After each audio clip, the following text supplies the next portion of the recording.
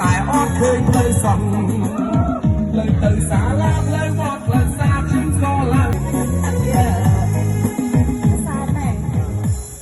អរគុណច្រើនដែលបងប្អូនពុកម៉ែមកជួយទិញស្រាយដីផងបាទអាចសំណូមពរបទចម្រៀងបានបាទអរគុណច្រើនអរគុណច្រើនបងស្រីឥឡូវលោកស្រីដីសិនបងប្អូនចាំតិចទៀតស្ដាប់បទចម្រៀងបន្តទៀតបាទលោកស្រីដីសិន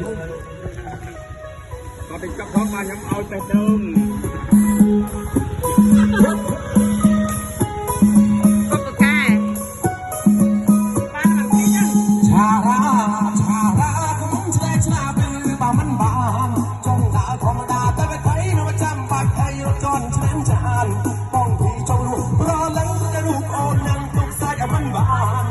ស្លាន់ក៏ស្លាន់ណែមកជាណាចង់កែរកពិសិនតែមិនបា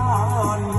រកពិសិនមិនបានតាផ្លេចចាក់រត់ឲ្យគុំភីរំដឹងសំដួលឲ្យយើងសរសៃចាអូនឯងសុំអូនគុំភីរំមិនបានតែហាមទេកៃបងនិយាយទុំឲ្យក្រមុំបងគួរឆ្នាំមុនឲ្យក្រប់ម្ដងបងចង់ឲ្យអដាច់ញ៉ា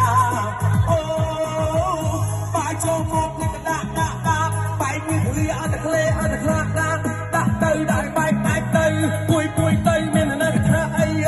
ពួយទៅប្រមុំបងតែអូនរំអ្នកមើលក្រោយផងប្រយ័ត្ននៅជើងគេ